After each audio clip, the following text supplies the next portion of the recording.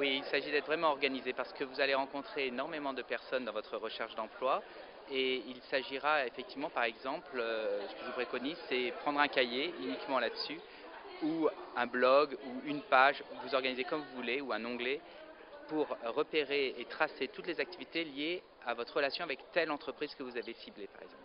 Et vous aurez exactement l'état d'avancement de votre recherche date par date par rapport à ce contact entreprise que vous aurez suivi. Donc il s'agit d'être extrêmement organisé. Dès que vous recevez du coup un appel de cette entreprise vous proposant un entretien, vous saisissez immédiatement votre cahier, vous retrouvez tout le contexte des entretiens que vous avez eus, sachant que vous avez ouvert plusieurs dizaines de pistes probablement dans votre recherche d'emploi. Donc il s'agit au moment de la réception de l'appel d'avoir toujours ces éléments sur vous pour pouvoir immédiatement répondre, reprendre le contexte et être efficace dans l'entretien qui s'offre à vous d'une manière spontanée.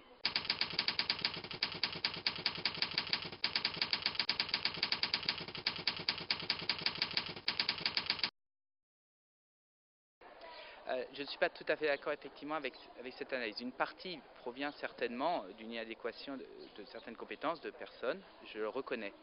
Euh, et de plus en plus, en fait, vous savez, tout peut s'acquérir en termes de formation. Des savoir-faire peuvent s'acquérir avec un effort de formation. Il y a quelque chose qui va être extrêmement difficile à faire évoluer, et les entreprises le savent, c'est une personnalité. Et ce qui va faire la différence, en fait, c'est vraiment la personnalité.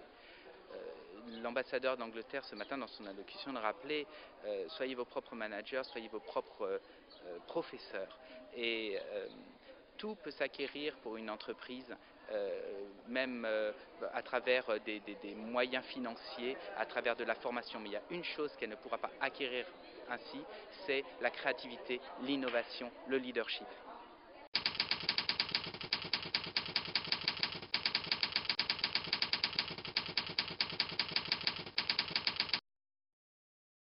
Il faut en profiter en gardant à l'esprit son projet professionnel. C'est-à-dire qu'il ne faut pas l'utiliser à tort et à travers ce réseau. Parce que vos amis qui vont vous aider ou vos connaissances qui vont vous aider à trouver cet emploi, ce qui est très bien, vont le faire bien volontiers dans la mesure où eux-mêmes ne vont pas avoir le sentiment d'être utilisés à mauvais escient. Donc il ne s'agit pas de chercher n'importe comment dans son réseau, c'est parce qu'on a un projet que l'on est pertinent que alors son ami ou sa connaissance va avoir plaisir à vous introduire et à vous laisser tenter votre chance. Parce que sinon, vous mettrez en péril votre propre relation et vous mettrez en péril l'image de la personne que vous avez sollicitée vis-à-vis de son propre ami.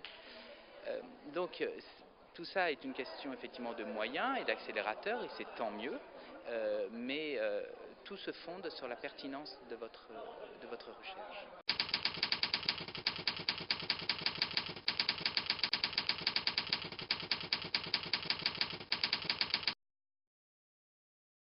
J'en suis vraiment très heureux. C'est une excellente initiative. Elle est enthousiaste, elle est fondée à partir d'une véritable expérience vécue par les jeunes actuellement au bord, si vous voulez, du marché du travail ou actuellement en début de recherche d'emploi. C'est une entreprise extrêmement prometteuse et qui doit garder, et je le souhaite vraiment, cette fraîcheur et cet enthousiasme et cette énergie. Félicitations à vous tous.